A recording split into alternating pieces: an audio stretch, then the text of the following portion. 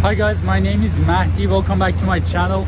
So I just got a comment on YouTube and it was talking about negotiating before you get a load, right? And it's 100% makes sense, and we got this load. And that's a perfect example about negotiating.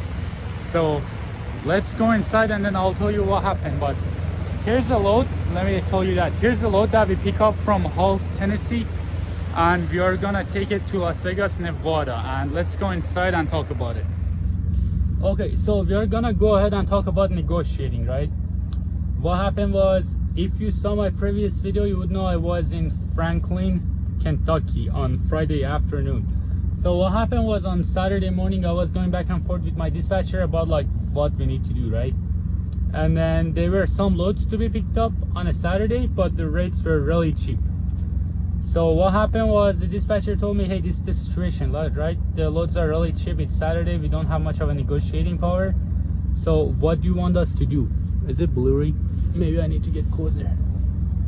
What do you want us to do? And then I was like, okay, hold on.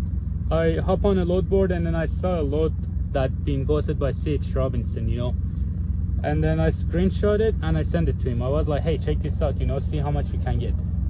I'm gonna post that picture on the screen so you guys can see. That load was going how many miles? 1,652 miles. That's without the deadhead. I had to deadhead another 200 miles to get it from Franklin, Kentucky to Halls, Tennessee, and it was paying $3,790. That's what it was posted for on the load board, right? Let me go ahead and put that on the screen for you.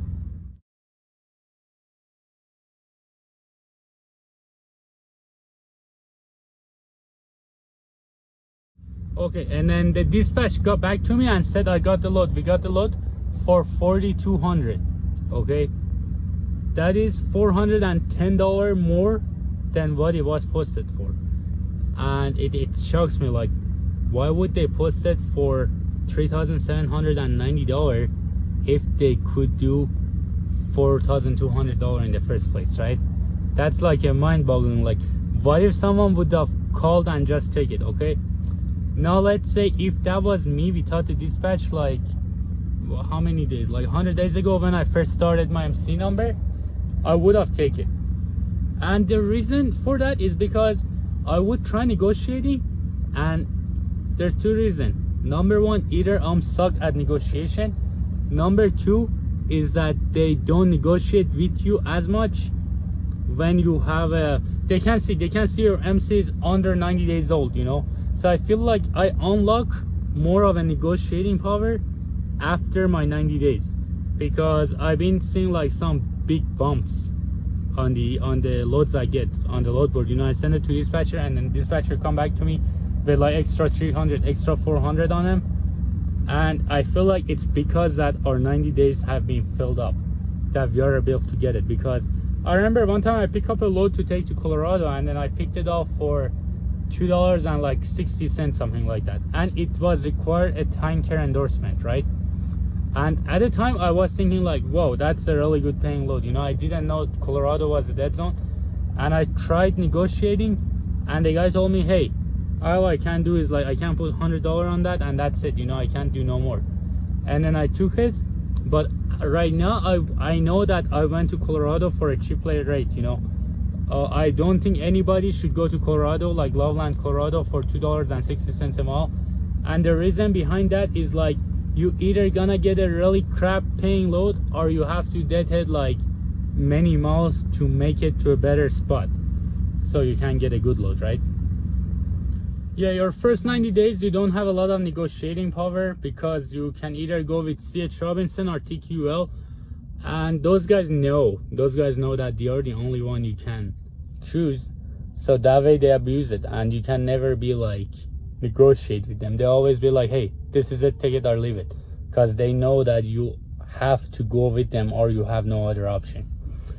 And yeah, this load I got right now, I had to deliver it on Wednesday, but the problem I had with it, I picked it up on Monday, I had to deliver it on Wednesday.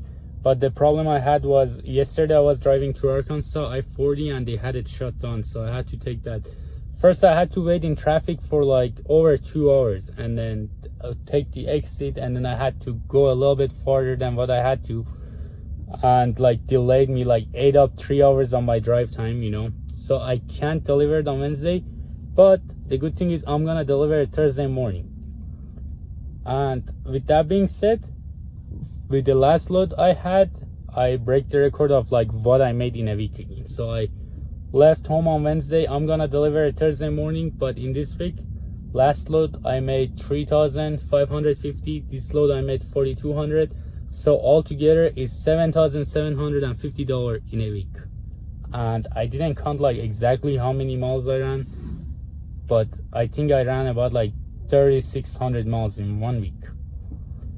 And it's been going okay so far this week. I'm pretty happy, like not gonna lie, I'm happy. If I can jump that up by like another like $200-300, if I can make 8,000 a week, I'll be extremely happy, and I'm gonna be like, you know what, it's worth to be out here. But for now it's still good.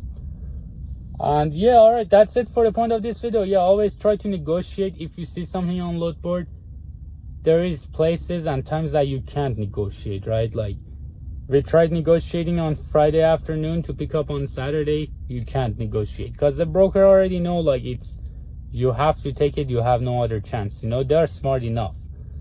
But yeah, right now the dispatcher, for me, I go with AFT Dispatch, and I think those guys are really good at negotiating.